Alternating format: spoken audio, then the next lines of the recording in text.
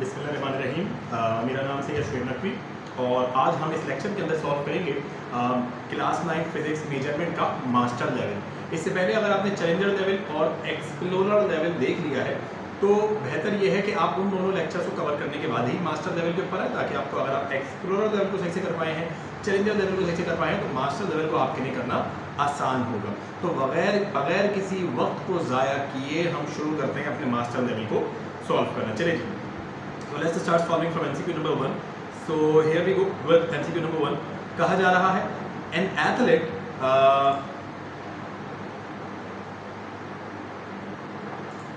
कहा जा रहा है an athlete run around a circular track of radius 50 meter and finishes at the same point where he began his journey. His total displacement in meters is evaluated to be, एक athlete है जो कि 50 metre के circular track के ऊपर भागना शुरू करता है, 50 मीटर के रेडियस के सर्कुलर ट्रैक के ऊपर भागना शुरू करता है। मान लीजिए कि ये एक अदद आपके पास सर्कुलर ट्रैक है और ये इस सर्कुलर ट्रैक का रेडियस क्या होता है, सेंटर से लेकर यहाँ तक का डिस्टेंस। तो ये जो रेडियस है ये 50 मीटर का है। इस 50 मीटर के सर्कुलर ट्रैक के ऊपर एक एथलीट भागना शुरू करता है। हमसे पूछा जा रहा है इस total displacement is in metre is evaluated to be, कितनी डिस्प्लेसमेंट उसने कवर की होगी। देखिए एक बात याद रखें, क्या कहा जा रहा है कि जहां से उसने स्टार्ट किया था, an athlete run around the circular track of radius 50 metre and finishes at the same point where he begin. ये लाइन बड़ी इंपॉर्टेंट है कि जहां से उसने शुरू किया था उसने बिल्कुल वहीं पर आकर खत्म कर दिया। देखो, अगर जहां से आपने मोशन को स्टार्ट किया है यानी डिस्टेंस कवर करना स्टार्ट किया है, अगर आप वहीं पर आकर दोबारा अपनी डिस्प्लेसमेंट को कवर करते हैं तो ऐसे स्टेट में आपकी नेट डिस्प्लेसमेंट जीरो होती है। देखिए, displacement is a vector quantity. Let's say मैं कहता हूँ फॉर एग्जांपल कोई 5 मीटर ऐसे गया और वो 5 मीटर ही ऐसे वापस आ गया, तो भाई नेट डिस्प्लेसमेंट उसकी कितनी हुई, जीरो। भाई इधर डिस्प्लेसमेंट 5 हुई, इधर हुई कितनी 5, लेकिन नेट डिस्प्लेसमेंट कितनी हुई, जीरो, क्योंकि जहां से उसने स्टार्ट किया था वहीं से उसने एंड कर दिया। ऐसे स्टेट में नेट डिस्प्लेसमेंट होती है जीरो। तो ऑप्शन है 0, pi 2 pi 100 pi, so the correct option is 0। So let's check the answer. Here we go, that 0 is the correct answer. Let's move on MCQ number 2. So MCQ number 2 is 1.76 centimetre cube is the volume of one cube. एक cube है जिसका वॉल्यूम है 1.76 centimetre cube. Then the volume of 21 such cube round off to 3 significant figures. ठीक है, बोल रहे हैं एक क्यूब है जिसका वॉल्यूम है 1.76। अगर वैसे हमारे पास 21 क्यूब्स होंगे तो उन 21 क्यूब्स का टोटल वॉल्यूम कितना होगा और उसको राउंड ऑफ करना है अप टू 3 सिग्निफिकेंट फिगर्स। ठीक है जी, सबसे पहले तो हम निकालते हैं, अगर एक का 1.76 था तो जो है वो हमारे पास 21 का कितना होगा। तो हमने कहा कि भाई एक का है 1.76, एक का है 1.76, इसको मल्टीप्लाई कर लो किससे, 21 से, तो पता ही चला 36.96। अब 36.96 को अगर मैं राउंड ऑफ करके क्या लिख लूँ, 36 .96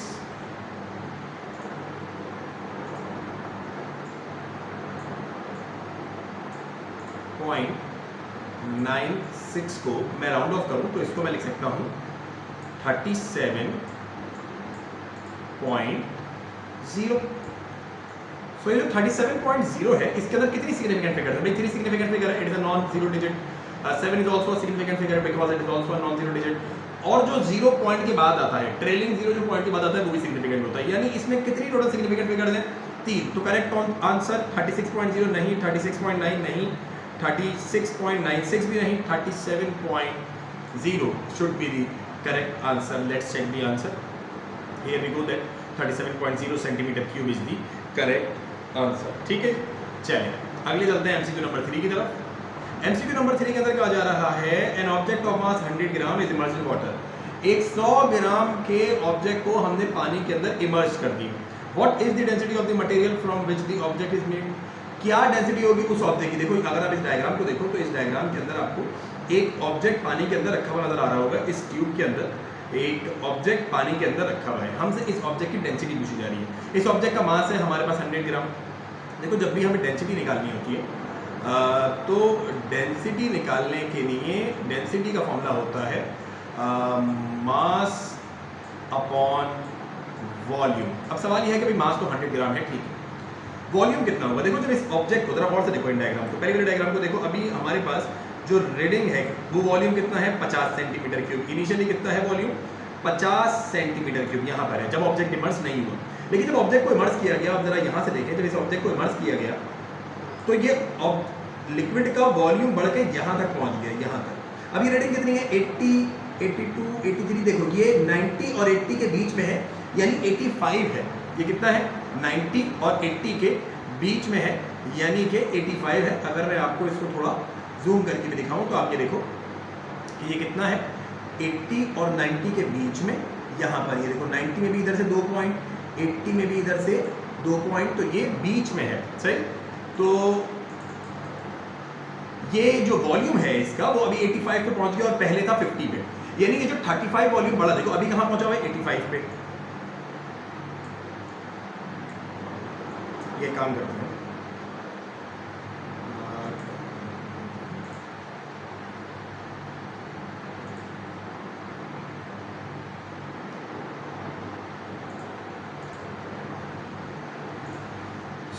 अगर मैं ऐसा करूं, क्या बोलूं कि अभी वॉल्यूम है 85, पहले कितना था? पहले था हमारे पास 50, तो पता चला 35 जो वॉल्यूम है वो बढ़ गया। अब ये जो 35 वॉल्यूम बढ़ा है ये किसका है? यकीनन ये जो 35 वॉल्यूम बढ़ा है ये इस ऑब्जेक्ट का था। जब ये ऑब्जेक्ट नहीं था पानी में तो वॉल्यूम था 50। अब ऑब्जेक्ट का वॉल्यूम कितना हो गया है? 85, यानी 35 सेंटीमीटर क्यूब जो वॉल्यूम बढ़ गया वो किसका है? इस ऑब्जेक्ट का। डेंसिटी किसकी निकालनी है? इस ऑब्जेक्ट की। तो बहुत आसान है, हमने बोला कि सिंपली आप करें क्या? Mass upon volume. भाई मास कितना है? मास है 100। मास कितना दिया हुआ है सवाल में? कि देखो मास कितना दिया हुआ है सवाल में? 100। और वॉल्यूम हमने पता लगाया तो वॉल्यूम आया हमारे पास 35। So answer is 2.85। अब 2.85 ऑप्शन में है क्या? 0.4 है, 0.9 है, 1.1 है, 2.5 है। तो करीब करीब जो आंसर सही नजर आता है वो 2.5 नजर आता है, करीब करीब। लेट्स चेक कि इसका आंसर क्या है। समझ में आया इसमें हुआ क्या है? हमने बोला कि इस ऑब्जेक्ट का वॉल्यूम जो है वो कितना होगा? जितना वॉल्यूम बढ़ गया और जितना वॉल्यूम पहले था उसका डिफरेंस निकाल लो। तो जो नया वॉल्यूम का डिफरेंस है वो इस ऑब्जेक्ट की वजह से, यानी इतना वॉल्यूम इसने ऑक्यूपाई किया है, यानी वो इसका वॉल्यूम है। ठीक, चेक करते हैं कि आंसर क्या है। Exactly 2.5 gram per centimetre cube is the correct answer of this MCQ. Let's move to the next MCQ, MCQ number 4। कह रहे हैं if the volume of a given cuboid is 0.03। एक ये क्यूबॉइड आपको दिया गया, इसका वॉल्यूम है 0.03 और आपसे पूछा गया इस एक्स की वैल्यू बताएं। तो देखो बहुत आसान है। वॉल्यूम का फॉर्मूला क्या होता है? वॉल्यूम का फॉर्मूला होता है length multiply by width multiply by height. ठीक है, तो यहाँ पर वॉल्यूम कितना है हमारे पास? वॉल्यूम है 0.03, तो यहाँ रख देते हैं 0.03। लेंथ कितनी है? लेंथ है 0.5। विड्थ कितनी है? विड्थ है 0.2।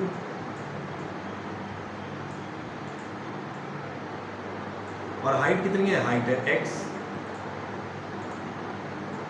तो वही x हमने निकालना है, वही x। तो क्या करेंगे कि 0.5 को 0.2 से मल्टीप्लाई करो और जो आंसर है उसको डिवाइड कर दो 0. देखो इन दोनों को या मल्टीप्लाई करेंगे या करके ला के कर देंगे डिवाइड। 0.03 से 0.5 और 0.2 को मल्टीप्लाई करा जो आंसर आएगा उसको 0.03 से करेंगे हम डिवाइड। तो किस तरीके से होगा? सबसे पहले कर लेते हैं 0.5 को मल्टीप्लाई 0.2 के साथ, इट इज 0.1, और फिर करते हैं 0.03 को डिवाइड 0.1 के साथ, सो it is 0.3। So which mean that 0.3 is the correct answer. Let's check. Exactly, that 0.3 is the correct answer. क्या यहाँ तक की बात समझ में आ रही है? क्या हुआ यहाँ तक? क्लियर है? अच्छे से समझ में आ रहा है? चलिए जी, बहुत ज़बरदस्त। आगे चेक करते हैं, अगले एमसीक्यू पे चलते हैं। MCQ number 5। The figure show a part of vernier scale. What is the reading on the vernier scale? vernier scale की रीडिंग पूछी गई है हमसे। चलिए, अब vernier scale की रीडिंग अगर हम देखें तो vernier scale की रीडिंग देखने का तरीका ये होता है कि सबसे पहले आप क्या देखें कि हमारे पास हमारा जो मेन स्केल है उसका जीरो वर्नियर स्केल कहाँ को इंसाइड कर रहा है। अच्छा देखिए यहाँ पर जो ऑप्शंस हैं उनके अकॉर्डिंगली, चलो हम सबकी रीडिंग देखते हैं। पहले मेन स्केल की रीडिंग देखते हैं। मेन स्केल की रीडिंग कितनी है? तो हमने बोला मेन स्केल जो है उसका जीरो है। कि देखो ये 6 है, तो ये 6, ये हो गया 6.1, 6.2, 6.3, 6.4, 6.5, 6.6, 6.7, 6.8, 6.9 और ये 7। ठीक है, तो ये है 6.5 और 6.6 के बीच में जो मेन स्केल है उसकी रीडिंग है 6.5 और 6.6 के बीच में। तो चेक कर लेते हैं इसकी जो है वो वैल्यू कितनी होगी। हमने कहा 6.5 प्लस 6.6 और answer 6.5 plus 6.6 is equal to 13.1 और हमने कहा 13.1 divided by 2, so it is 6.55। ये 6.55 तो है किसकी, मेन स्केल की रीडिंग। मेन स्केल की रीडिंग तो निकल कर आ रही है 6.5 का, ठीक है जी।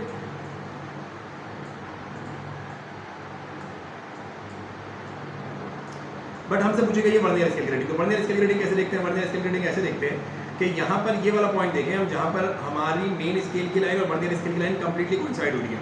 तो यहाँ पर ये जो मेन स्केल का 7 है, ये मेन स्केल का 7 और ये वर्नियर स्केल की लाइन कंप्लीटली कोइंसाइड हो रही है। तो ये 0 है, तो ये 1, ये 2, ये 3, ये 4, ये 5। तो ये कितना है, ये आ रहा है 5। और 5 को अगर मैं मल्टीप्लाई करूँ किसके साथ, लीस्ट काउंट के साथ, तो लीस्ट काउंट कितना होता है 0.01। तो 5 को अगर मैं मल्टीप्लाई करूँ 0.01 के साथ, तो आंसर है 0.05 और इसको प्लस करूँ 6.55 के साथ, तो आंसर है 6.6। अब हमारे पास आंसर निकल कर आ रहा है 6.6 और यहाँ ऑप्शन क्या है 6.5, 6.55, 7.0 और 7.45। अच्छा जी, तो लेट्स चेक कि हम कह रहे हैं कि भाई हमारे पास जो वर्नियर स्केल की रीडिंग है वो है तकरीबन बराबर किसके, यहाँ से देख लो ये 0, ये 1, ये 2, ये 3, ये 4 और ये 5 और 5 को मल्टीप्लाई करोगे 0.01 से, तो इट विल बिकम 0.05। तो ये रीडिंग निकल कर आ रही है हमारे वर्नियर स्केल की। हमने तीनों कर दिया, अगर इन दोनों को ऐड करते हैं तो 6.66, मेन स्केल की रीडिंग 6.55 और वर्नियर स्केल की रीडिंग 0.05। चेक करते हैं इसका आंसर क्या है। इसका आंसर कह रहे हैं 6.55। इसका मतलब है कि इस सवाल के अंदर मसला है ये वर्नियर स्केल की रीडिंग नहीं पूछ रहे हैं हमसे, मेन स्केल की रीडिंग पूछ रहे हैं। यहाँ पर होना चाहिए मेन स्केल, ये आपके पास पेपर का एक एमसीक्यू है, तो यहाँ पर आना चाहिए मेन स्केल। तो हमने बोला मेन स्केल की रीडिंग जो है वो 6.55 आ रही है, तो 6.55 इज दी करेक्ट आंसर। के बाद समझ में आया है आपको कि किस तरीके से हुआ ये वाला, होपफुली समझ में आया होगा। नहीं समझ में आया तो हमसे व्हाट्सएप पे रब्ता कर लें या कमेंट करके हमें बता दें। चलिए जी आगे चलते हैं एमसीक्यू नंबर 6 के ऊपर। कह रहे हैं 2 identical steel ball each of mass 27 gram are immersed in a measuring cylinder having 20 centimeter cube of water. The reading of water level rises to 50 centimeter cube. What is the density of the steel? अच्छा देखो क्या हुआ, दो steel की ball थी, identical का मतलब ये होता है कि उनका मास सेम है। अगर एक बॉल जो है वो 27 ग्राम की है तो दो बॉल कितनी हो जाएंगी, 27 × 2 बिकेम 54 ग्राम की दो बॉल हो जाएंगी। और ठीक है, मास तो ये जो टोटल मास है हमारे पास वो 54 ग्राम का है। ठीक है, दूसरा में कहा जा रहा है कि जब इसको पानी में डाला गया तब पानी का वॉल्यूम 20 सेंटीमीटर क्यूब था और इनको डालने से पानी का वॉल्यूम बढ़ के कितना हो गया 50 सेंटीमीटर क्यूब। यानी जो वॉल्यूम इन्होंने ऑक्यूपाई किया वो कितना होगा, वो होगा 50 - 20, 50 में से 20 माइनस करो तो जो इन्होंने वॉल्यूम ऑक्यूपाई किया वो होगा 30 metre cube, centimetre cube, sorry centimetre आ गया, सेंटीमीटर क्यूब। तो अब डेंसिटी का फॉर्मूला क्या होता है, हमसे स्टील की डेंसिटी पूछी गई है, तो डेंसिटी का फॉर्मूला होता है मास अपॉन वॉल्यूम। तो हमने कहा मास अपॉन वॉल्यूम करके देख लेते हैं कितना है भाई, 54 divided by 30। The answer is 1.8। The answer is 1.8। तो यहाँ तो 1.8 है ही नहीं, ये एक्चुअली में ये 8.1 नहीं होगा, ये होगा टाइपिंग एरर है, ये इसको करेक्ट कर लेते हैं।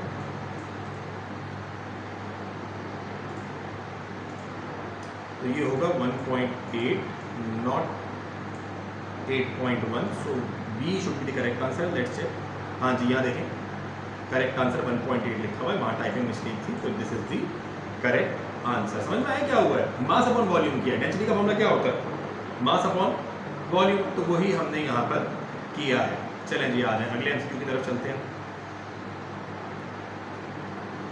What is the reading of this micrometer? अब ये स्क्रू गेज आपको दिया गया है और आपने इसकी रीडिंग लेनी है। ये आपका मेन स्केल है और ये आपका सर्कुलर स्केल है। ठीक है, चलें सबसे पहले हम ये देखते हैं कि हमारी जो मेन स्केल है, इस मेन स्केल की ये वाली लाइन यहाँ पर कहाँ कोइंसाइड करेगी, तो देखें ये 0 1 ये आया 1, ये 0.5 आ गया, ये 0.5 है, ये 1 है, फिर ये 1.5 है, ये 2 है, ये 2.5 है, ये 3 है, ये 3.5 है, ये 4 है, ये 4.5 है, ये 5 है, ये 5.5 है, ये 6 है और ये 6.5 है। ठीक, तो मेरा जो मेन स्केल है उसकी जो रीडिंग है वो मेरे पास है 6.5 मिलीमीटर। और अब मुझे निकालनी है अपने सर्कुलर स्केल की रीडिंग। तो देखो सर्कुलर कहाँ बिल्कुल ये लाइन कोइंसाइड करिए, तो ये इसको अगर तुम देखो तो जो ये वाली लाइन है ये बिल्कुल करेक्टली कोइंसाइड हुई है। तो ये कहाँ पर है, देखो ये 10 आया, ये 11 आया, ये 12 आया, ये 13। तो देखो सर्कुलर स्केल जो 13 है, 10 11 12 13, तो 13 बिल्कुल यहाँ पर कोइंसाइड हुआ है। तो अगर मैं सर्कुलर स्केल के 13 को मल्टीप्लाई कराऊं लीस्ट काउंट से, 13 मल्टीप्लाई बाय 0.01, तो मैं कहता हूं 13 multiply by 0.01 is equal to 0.13, और इसको ऐड करता हूं मेन स्केल में यानी 6.5 में। इसको ऐड किया मैंने 6.5 में, तो आंसर आया 6.63। So correct answer should be 6.63। Let's check कि सही आंसर 6.63 है या नहीं है। लेट्स चेक कि करेक्ट आंसर हमारा 6.63 है या नहीं है। So here we go, that 6.63 is completely correct answer. Hopefully आपको समझ में आया होगा कि ये कैसे हुआ है। चलो जी आओ अगले एमसीक्यू की तरफ चलते हैं। तो नेक्स्ट एमसीक्यू है MCQ number 8। A chip wrapper is 4.5 centimetre long. एक चिप रैपर होता है ना हमारे पास, जो चिप्स वगैरह हम खाते हैं, लेज हो गया जैसे ये सारे हो गए। तो a chip wrapper is 4.5 centimetre long and 5.9 centimetre width. Its area up to significant figure. बहुत आसान है भाई, एक चिप रैपर है जिसकी लेंथ और विड्थ आपको दे दी गई है, एरिया पूछा हुआ है, तो मल्टीप्लाई कर दो। एरिया ऑफ मतलब क्या होता है, लेंथ मल्टीप्लाई बाय ब्रेथ या विड्थ, लेंथ बोल दो विड्थ लिख लो। तो करो जरा इसको मल्टीप्लाई, कैसे करोगे भाई, 4.5 मल्टीप्लाई बाय 5.9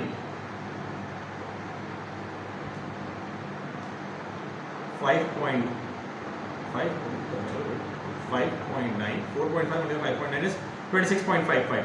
अब 26.55 को राउंड ऑफ कैसे करें, देखो हम ये कहते हैं कि हमारे पास अगर लास्ट डिजिट 5 हो और उससे प्रीवियस वाला डिजिट एक ऑड नंबर हो तो उसमें 1 ऐड कर दो, सही। तो अगर तुम उसमें 1 ऐड कर दोगे इट विल बिकेम, इस कितना बोला गया है, अप टू सिग्निफिकेंट फिगर्स। तो ठीक है ना, अप टू नंबर तो नहीं पता है कितनी सिग्निफिकेंट फिगर्स तक, तो इसके अंदर कोई नॉन सिग्निफिकेंट फिगर नहीं होनी चाहिए। बस तो 26.55 में चारों सिग्निफिकेंट फिगर हैं, तो यही सही आंसर होगा। चेक कर लेते हैं भाई, हमें ये थोड़ी बोला गया कि 2 सिग्निफिकेंट फिगर में करना है, 3 में करना है। अगर ऐसा बोलते तो हम राउंड ऑफ करते, लेकिन यहाँ तो ऐसा नहीं बोला हुआ, तो यही सही होगा। चारों सिग्निफिकेंट फिगर हैं, सारे नॉन जीरो डिजिट सिग्निफिकेंट होते हैं ना। सो हियर वी गो, देखो आप फंस सकते थे इसमें अगर आप गौर से नहीं देखते। आपको बोला जाता अप टू सिग्निफिकेंट फिगर, ये थोड़ी बताया था कि कितनी सिग्निफिकेंट फिगर्स, तो सारी फिगर्स ही इसमें सिग्निफिकेंट है, 2 भी है, 6 भी है, 5 भी, सब सिग्निफिकेंट है, कोई भी नॉन सिग्निफिकेंट फिगर नहीं है। तो इसमें ऑप्शन नंबर सी ही करेक्ट है, ये मिल गया हमें correct answer. Let's move on MCQ number 9। Which of the following measuring instrument is used to find the diameter of a metallic wire. कौन से मेजरिंग इंस्ट्रूमेंट के थ्रू हम मेटलिक वायर का डायमीटर मालूम कर सकते हैं। स्केल के थ्रू नहीं कर सकते, इससे कैसे करेंगे डायमीटर मालूम। ये वेट मेजरिंग डिवाइस इससे कर सकते हैं, नहीं। या ये मेजरिंग सिलेंडर इससे कर सकते हैं, नहीं। हाँ, ये स्क्रू गेज इससे कर सकते हैं। यहाँ फंसा लो वायर को, इसको बंद करो, सर्कुलर स्केल पर रीडिंग ले लो, रीडिंग आपको मिल जाएगी। सो C should be the correct answer. So let's check that C should be the correct answer or not. Here we go, that C is the correct answer. इससे भी नहीं हो सकता, इससे भी नहीं हो सकता, इससे भी नहीं हो सकता। इससे कैसे करोगे डायमीटर मेजर यार, इससे कैसे करोगे डायमीटर मेजर, इससे कैसे करोगे भाई, इसी से होगा। यहाँ फंसाओगे बीच में इसको, यहाँ फंसाने के बाद इसको बंद करोगे, यहाँ पर रीडिंग लोगे, मिल जाएगा डायमीटर। तुम ऐसे करोगे। MCQ number 10. The density of a mercury is 13.6 gram per centimeter cube. Which of the following correctly express this value in SI units and scientific notation? Okay, gram is not a SI unit. मैं फिर बता दूँ, kilogram is a SI unit. Centimeter cube. तो centimeter cube is also not a standard unit. Meter cube is a standard unit. चलो convert करते हैं कैसे। Centimetre cube है ना, आ जाओ। सेंटीमीटर क्यूब से मीटर क्यूब में लाने के लिए मल्टीप्लाई करेंगे बेटा इसको 3 दफा 100 से। 1 2 और ये 3 सेंटीमीटर क्यूब से मीटर क्यूब में लाने के लिए 3 दो मल्टीप्लाई करेंगे और ग्राम से किलोग्राम में लेकर जाने के लिए 1000 से कर देंगे। अब कोई बोलेगा सर सेंटीमीटर से मीटर मिलाते वक्त तो 100 से डिवाइड करते हैं। हाँ भाई डिवाइड करते हैं, बट ये सेंटीमीटर ऑलरेडी डिनोमिनेटर है। जब तुम डिनोमिनेटर को भी डिवाइड करोगे 3 दफा 100 से तो वो डिनोमिनेटर का डिनोमिनेटर भी न्यूमरेटर में आ जाएगा। मैथ्स बेटा, मैथ्स फिजिक्स में मैथ्स भी चलती है तो वो लगानी पड़ेगी थोड़ी सी यहाँ पर। तो चलो 2 0 से 2 0 तो ये चलेगा, ये 100 तो मर गया, ये वाले 1 0 से ये वाला 1 0 मर गया। कितने बचे? 13.6 इंटू 100 को 10 से मल्टीप्लाई करते हैं तो 1000 आता है। हम नहीं लिखेंगे 1000, हम लिखेंगे 10 की पावर 3। और ये स्टैंडर्ड नहीं है क्योंकि मैं आपको 10 दफा बता चुका कि ये जो ये वाली वैल्यू होती है ये कभी भी 10 से बड़ी नहीं होनी चाहिए। तो आप पॉइंट को पीछे मूव कराएंगे, इट वुड बी लाइक 1.36। जब पॉइंट को एक दफ़ा हमने राइट टू लेफ्ट मूव कराया तो यहाँ पर पावर एक दफ़ा बढ़ जाएगी, तो ये हो जाएगा 10 की पावर 4 और यूनिट क्या होगा अभी ग्राम पर सेंटीमीटर क्यूब, फिर हो जाएगा kilogram per metre cube. Check करते हैं 1.36 एक्सपोनेंट 4, ढूंढो कहाँ ये आंसर, ढूंढो ढूंढो ढूंढो, ये 1.36 exponent 4, 1.36 exponent 4. Let's check the answer. Here we go, that this is the correct answer. So this is the 10 MCQs of master level measurement. बेटा अगर तीनों लेवल सॉल्व करके आए हो ना, एक्सप्लोरर, चैलेंजर और मास्टर, तो पक्के हो चुके होगे अभी तक तो मेजरमेंट के अंदर।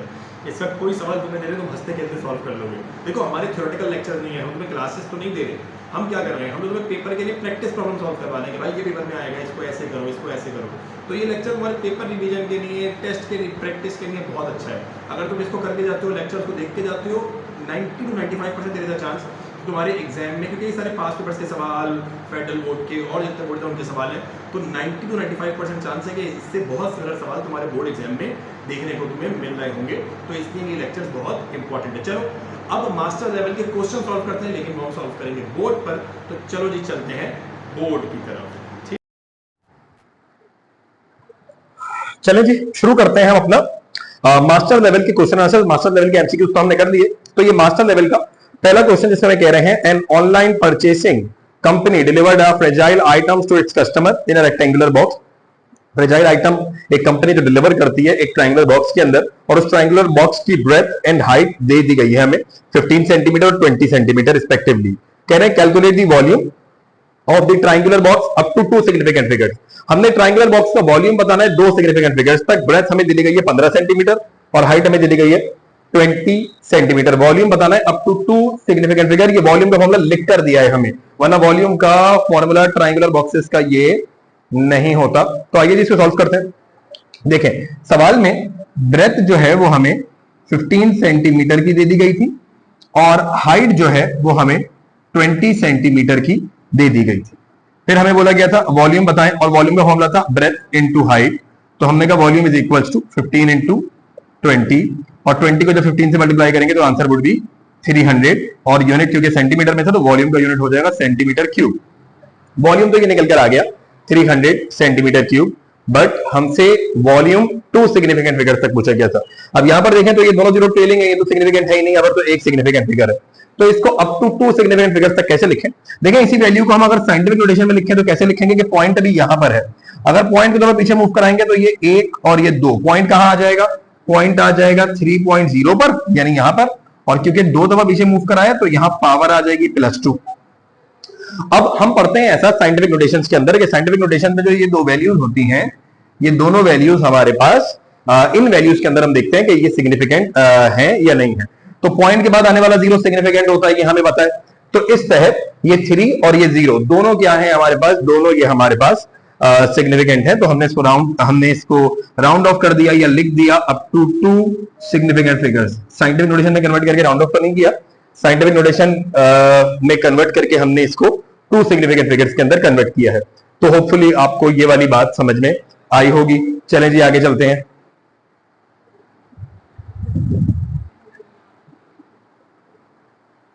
अगला सवाल है, ये आप अपने पास अपने नोटबुक में सॉल्व करते रहे। आपके पास ये स्मार्ट बुक होगी, और किसी पास अगर स्मार्ट बुक नहीं है तो मैं फिर कह रहा हूं कि वो आप हमसे राब्ता करके उसको परचेज कर सकता है, और अगर किसी को खरीदने में कोई मसला है तो वो भी हमारी टीम से राब्ता करके इस चीज को डिस्कस करके हमसे ले सकता है। तो कोई मसले वाली बात नहीं है, ठीक है जी। But it is a practice book, ये आपके लिए बहुत हेल्पफुल है।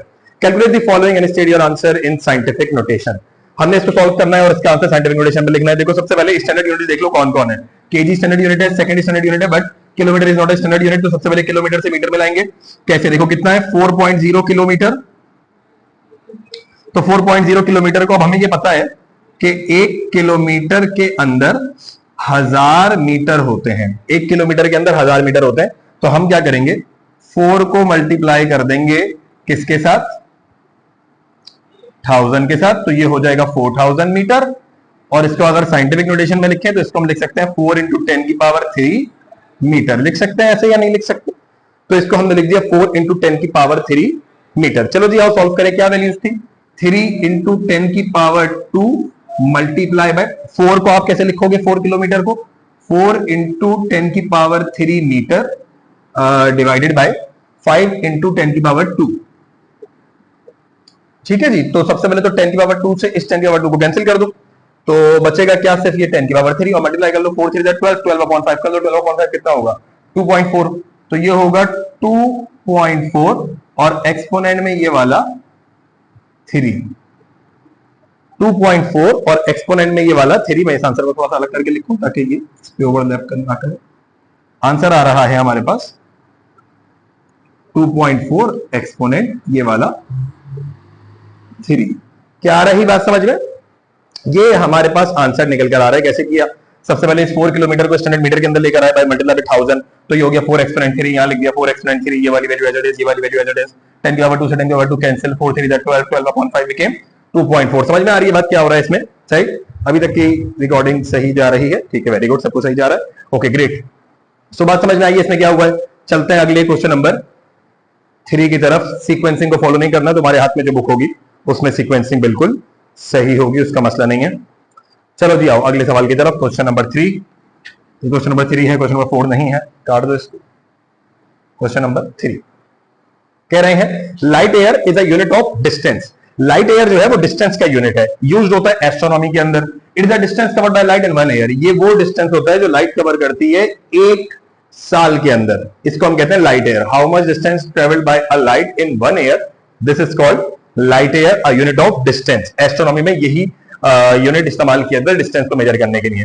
तो हमें क्या कहा जा रहा है? हमें कहा जा रहा है taking the speed of light. Speed of light को आप ले लीजिए 3.0 एक्सपोनेंट 8 मीटर पर सेकेंड। Calculate the distance. और हमें बताइए कितना डिस्टेंस इसने कवर किया। तो मैं कह देता हूं डिस्टेंस को लेट से डी, डिस्प्लेसमेंट के लिए मैच लिख देते हैं। तो light year is a unit of distance used in astronomy. It is a distance covered by a light in 1 year. Taking the speed of light as this, calculate. अब यहां पर हमें चाहिए कि पता है डिस्टेंस का जो फॉर्मूला है वो वेलोसिटी या स्पीड अपॉन टाइम। अब यहां पर डिस्टेंस कह रहे हैं, अब और वेलोसिटी दे रखी है, तो परेशान नहीं होना, आप लगा दो डिस्टेंस डिस्प्लेसमेंट, समझ लो जो अच्छा लगे। एस निकालना है और हमें पता है फॉर्मूला होता है S is equal to V T. Velocity का फॉर्मूला होता है ना डिस्प्लेसमेंट अपॉन टाइम, उससे हम ये बना लेते हैं S is equal to V T. कैसे बना रहा है ये? Velocity is equal to distance upon time. Time को यहां मल्टीप्लाई करा दो तो S is equal to V T. ये बना हुआ है कांस्टेंट वेलोसिटी का फॉर्मूला। अब टाइम यहां पर नहीं दिया गया, लेकिन बताया it is the distance covered by light in 1 year. तो हमें टाइम जो दिया गया है वो 1 साल का दिया गया है। 1 ईयर को कन्वर्ट करते हैं सबसे पहले सेकंड्स के अंदर, स्टैंडर्ड यूनिट सेकंड से। कैसे करेंगे भाई? देखो 1 साल के अंदर होते हैं कितने दिन? 365 दिन। 1 साल में कितने दिन होते हैं? 365। हर दिन में कितने घंटे होते हैं? 24।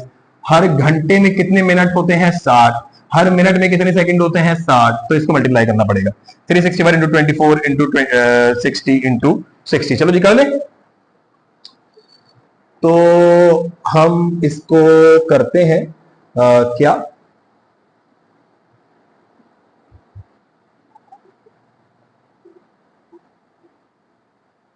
इस तरीके से कि इसको हम 1 मिनट मुझे देना। चलो जी कर लो सॉल्व। कैसे करेंगे? सबसे पहले 365 into 24 into 60 into 60। So the answer is this value. The answer is this value. इसको साइंटिफिक नोटेशन में ले आओ तो पॉइंट यहां है 1 2 3 4 5 6 7। 3.15 एक्सपोनेंट 7। ऐसा ही है ना, पॉइंट यहां है 1 2 3 4 5 6 और ये 7।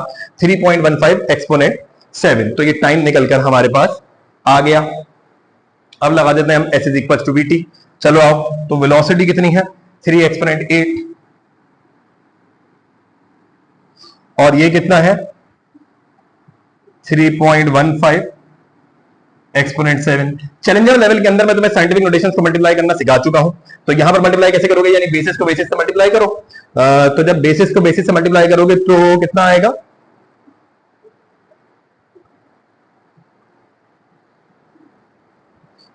कितनी है value 3 to 3.5, 3 multiply by 3.15 is equal to 9.45।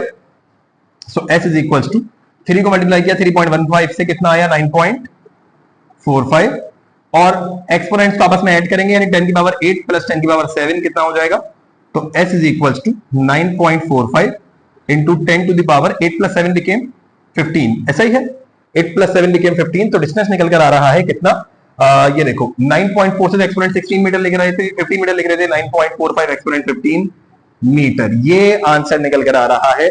इतना डिस्टेंस कवर करेगी लाइट 1 साल के अंदर। होपफुली आपको ये वाली बात समझ में आई होगी कि इसके अंदर क्या हुआ है। चले जी आगे चले, अगला सवाल सॉल्व करें। आए अगले सवाल की तरफ चलते हैं। तो the next question is express the density, पहले इसको साफ कर दें जरा ताकि साफ दिखने लगे क्या बोला जा रहा है। Express the density of a mercury, express the density of a mercury given as 13.6 gram per centimetre cube in kilogram per metre cube. Unit conversion का बड़ा आसान सा सवाल है कि आपको जो मर्क्यूरी की डेंसिटी दी गई है वो दी गई है ग्राम पर सेंटीमीटर क्यूब और आपसे कह रहे हैं कि कन्वर्ट किसमें कर दो, किलोग्राम पर मीटर क्यूब में। तो ऐसा एक सवाल भी था मास्टर लेवल के अंदर, किस तरीके से किया था हमने वो, तो ये देखो 13.6 को मल्टीप्लाई करेंगे किससे, सेंटीमीटर क्यूब से मीटर क्यूब में। ये देखो ये डिनोमिनेटर में जो सेंटीमीटर क्यूब है इसको आप डिनोमिनेटर में डिवाइड करोगे 100 मल्टीप्लाई बाय 100 इंटू 100 से। क्यों, देखो अगर कभी सेंटीमीटर से मीटर में जाना हो, फॉर एग्जाम्पल 200 सेंटीमीटर है, इससे मीटर में जाना है तो 100 से डिवाइड करो। अगर सेंटीमीटर स्क्वायर है तो 2 दफा 100 से डिवाइड करो और अगर सेंटीमीटर क्यूब है तो 100 इंटू 100 इंटू 100 से डिवाइड करो, ये होता है। अब अगर मान लो ये ऑलरेडी किसी के डिनोमिनेटर में है, ये 200 सेंटीमीटर क्यूब ऑलरेडी लेट से 5 के डिनोमिनेटर में है, तो जो ये वैल्यू तुम डिवाइड कर रहे थे तो ये तो डिनोमिनेटर के डिनोमिनेटर बन गई, तो इसको चले जाना चाहिए किधर,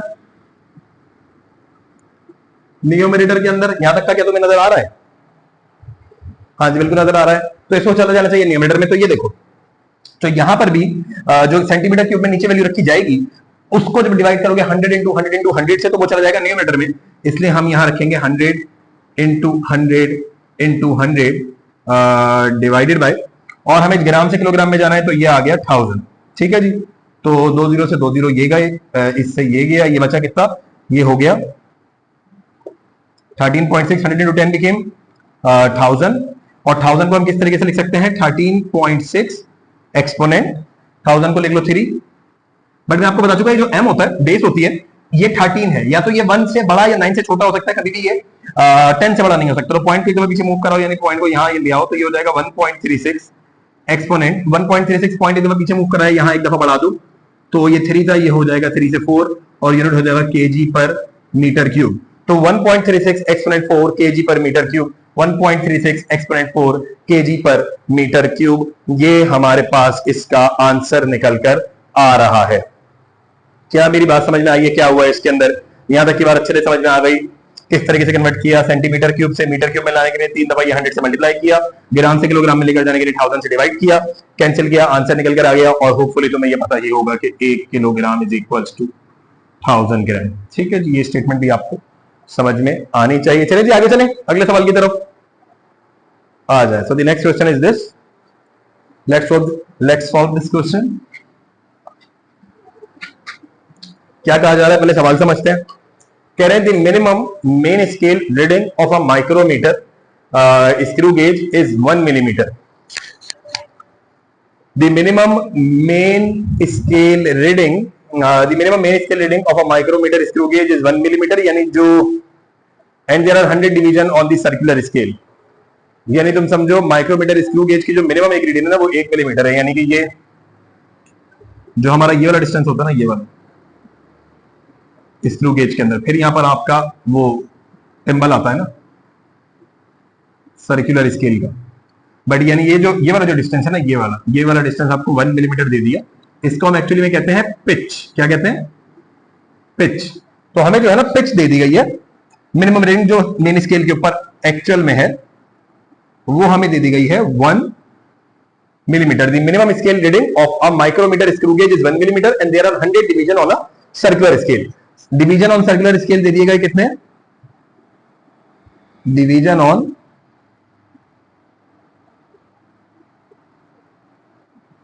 circular scale दे दिए गए कितने? 100. ठीक है, ये दे दिए गए। When thimble is rotated once 1 millimeter is its measurement on the main scale. जब टिम्बल को एक दफा घुमाते हैं ना, तो ये जो एक रीडिंग आती है, जब आप इसको एक दफा यहां से घुमा के यहां तक लेकर आते हो, ये तो ये एक रीडिंग 1 मिलीमीटर की होती है, ये बताया जा रहा है। What is the least count of the instrument? हमसे पूछा जा रहा है लीस्ट काउंट बताएं कितना होगा। Least count is the minimum amount of value can be measured by using a device. तो याद रखो बेटा, लीस्ट काउंट का फॉर्मूला होता है pitch divided by division on circular scale. और वर्नियर कैलिपर के नहीं कर रहे होंगे तो division on vernier scale, pitch divided by division on vernier scale. और क्योंकि हम स्क्रू गेज के नहीं यानी माइक्रोमीटर के नहीं कर रहे हैं, तो pitch divided by division on circular scale. ये याद रखना। पता चला तुम हर जगह सर्कुलर स्केल लिख रहे हो, तो हर जगह सर्कुलर स्केल नहीं आता बेटा। वर्नियर स्केल में डिवीजन ऑन वर्नियर स्केल आता है और स्क्रू गेज में डिवीजन ऑन सर्कुलर स्केल आता है। तो लीस्ट काउंट निकालने के लिए पिच कितनी दी गई है? 1 मिलीमीटर, और divided by division of circular scale कितने दी गए हैं? 100। तो 1/100 बिकेम। बेटा कि तुम्हारे पेपर के लिए बहुत इंपॉर्टेंट सवाल है सारे। जब तुम इनको करके जाओगे तो तुम्हें कॉन्फिडेंट रहेगा कि तुम्हारी अच्छा खासी तैयारी है। ये सारे सवाल जब तुम सॉल्व करके जाओगे, अच्छे से प्रैक्टिस करके जाओगे इन सबकी, तो तुम्हें पूरा कॉन्फिडेंस आ जाएगा कि यार मेजरमेंट तो अपना पक्का हो रखा है। मेजरमेंट के अंदर अब हम नहीं फंसने वाले। इतने हद तक के सवाल मैंने तुम्हें मेजरमेंट के अंदर करा दिए हैं, तो मेजरमेंट फंसने का कोई चांस बनता नहीं है। अगर तुमने तीनों लेक्चर देखे हैं, एक्सप्लोरर, चैलेंजर और मास्टर, बेटा बहुत मेहनत लगती है सारे लेक्चर्स को बनाने में। तो याद रखो, हम जब तुम्हारी इतनी मेहनत कर रहे हैं और ये सारे लेक्चर तुम्हारी फ्रीली अवेलेबल भी हैं, तो तुम्हारा भी 100% आना चाहिए। ठीक है जी। तो 1/100 करेंगे, इट विल बिकम 0.01 मिलीमीटर। तो पता ये चला कि लीस्ट काउंट का जो क्या है, लीस्ट काउंट जो इस डिवाइस का है वो निकल कर आ रहा है 0.01 मिलीमीटर, क्योंकि लीस्ट काउंट का फॉर्मूला होता है pitch upon division on circular scale. और अगर वर्नियर कैलिपर होता तो pitch upon division on vernier scale करते आप, तो आपको ये वाली वैल्यू मिल जाती। ठीक है जी, ग्रेट। ये हो गया सवाल, आसान सा था, होपफुली समझ में आया होगा कि इसमें क्या हुआ है। चलो जी आगे चलते हैं अगले सवाल की तरफ।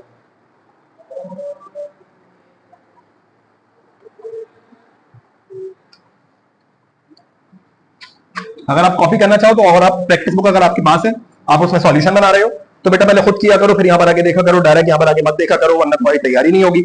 मकसद हमने अच्छे से अपने पेपर के लिए तैयार होना है, बोर्ड एग्जाम्स के लिए। अच्छे से हमारे लेक्चर आते रहेंगे, भी रुकेंगे नहीं, बस तुम जल्दी जल्दी तैयारी करते जाओ। Right the name of physical quantity which is measured by given instrument. ये दो इंस्ट्रूमेंट आपको दिए गए हैं, इनसे कौन सी फिजिकल क्वांटिटी मेजर हो सकती है? देखो ये है मेजरिंग सिलेंडर। मेजरिंग सिलेंडर जो होता है वो यूजुअली किसी भी लिक्विड का वॉल्यूम मेजर करने के काम आता है। डिस्प्लेसमेंट केन में भी ये इस्तेमाल हो रहा था, लेकिन अभी उसकी बात नहीं है। तो ये मेजरिंग सिलेंडर जो है ये वॉल्यूम मेजर करने के काम आता है। जो इमेज 1 आपको दी गई है, ये किसको मेजर करने के काम आता है? ये यूजुअली वॉल्यूम ऑफ लिक्विड को मेजर करने के काम आता है, पहली चीज। और दूसरी डिवाइस जो है ये मास मेजर करने के लिए डिवाइस है बेटा। ये स्प्रिंग बैलेंस कहलाता है यूजुअली। तो ये मास मेजर करने की डिवाइस है। तराजू समझ लो इसको तुम, ये समझ लो थोड़ा सा बस, थोड़ा स्पेसिफिक खास किस्म का फिजिक्स के अंदर तराजू बनाया है। तो ये मास मेजर करने के काम आता है। क्या मेजर करने के काम आता है? ये मास मेजर करने के काम आता है यूजुअली। इस टाइप का मास रखता है, तराजू नहीं बोलता है वैसे। और ये जो मेजरिंग सिलेंडर है ये वॉल्यूम मेजर करने के काम आता है। ठीक है जी। तो बहुत आसान सवाल था बेटा, पेपर में पूछे तो अच्छे से आंसर करना इसका। अगले सवाल पे चलते हैं। अगला सवाल क्या है? अगला सवाल है, the diagram shows the diameter of a copper wire measured by a screw gauge. तो ये स्क्रू गेज के मेन स्केल और सर्कुलर स्केल की आपको एक डायग्राम बना के दी गई है, और इसको मैं थोड़ा सा जूम कर लूं, पहले समझ लेते क्या क्या रहे हैं। With the help of a reading show in a diagram, वो जो रीडिंग यहां शो की जा रही है उसकी मदद से calculate diameter of a copper wire in scientific notation. इस कॉपर वायर का डायमीटर निकालना है साइंटिफिक नोटेशन के अंदर। मतलब कॉपर वायर इधर नहीं होगा, कॉपर वायर वो मेजरिंग स्क्रू गेज के अंदर लगा हुआ होगा ना भाई, ये तो रीडिंग स्केल पे दिखाई जा रही है। अगर तुम्हें स्क्रू गेज नहीं समझ में आता तो पहले बेटा स्क्रू गेज की अंडरस्टैंडिंग लेकर आओ चैलेंजर उसके अंदर एक्सप्लोरर लेवल के अंदर, और अभी हम एक स्पेसिफिकली वीडियो भी बना देंगे कि कैसे वर्नियर कैलिपर और स्क्रू गेज काम करता है, तो उससे भी आप इसको कर सकते हो। चलो देखो सबसे पहले मेन स्केल की रीडिंग लेते हैं। तो मेन स्केल का जो आखिरी है इस पे पॉइंट किया जा रहा है 4, ये जो मेन स्केल का आखिरी पॉइंट है इस पॉइंट किया जा रहा है 4, तो इसके तहत पता चला कि जो मेन स्केल की रीडिंग है वो है 4 मिलीमीटर। ठीक है, ये जो मेन स्केल का आखिरी पॉइंट है इस पे रीडिंग कितनी आ रही है 4। अब करते हैं सर्कुलर स्केल को। देखो ये 40, 41, 42, 43 और ये 44। तो बेटा 43 और 44 के बीच में ये वाली लाइन है जो हमारी मेन स्केल की लाइन है, ये 43 और 44 के बीच में है। तो इसका मतलब ये हुआ कि जो हमारा सर्कुलर स्केल है उस पे जो वैल्यू आ रही है वो 43 और 44 के बीच में आ रही है, तो उसको मैं लिख रहा हूं 43.5। 43 और 44 के बीच में क्या होगा 43.5। 43 और 44 डिवाइड भी कर लोगे, 43 प्लस 44 अपॉन 2 करोगे तो यही आंसर निकल कर आएगा 43.5। और इसका लीस्ट काउंट होता है 0.01। इसका लीस्ट काउंट कितना होता है 0.01। तो चलो इसको मल्टीप्लाई कराते हैं 0.01 से और निकालते हैं कि वैल्यू कितनी आ रही है हमारे पास। तो हम कहते हैं 43.5, चलो कर लेते हैं 43.5 को मल्टीप्लाई कराते हैं किसके साथ, 43.5 को मल्टीप्लाई कराते हैं 0.01 के साथ। तो आंसर आया 0. ये देखो सर्कुलर स्केल का आंसर क्या आया मल्टीप्लाई होने के बाद 0.435। ये आ गया किसका आंसर, ये आंसर आ गया हमारे सर्कुलर स्केल का। और मेन स्केल कितना था 4 मिलीमीटर, 4 ही था ना, हाँ जी। और ऐड कर लेते हैं इनको किनको, टोटल रीडिंग के लिए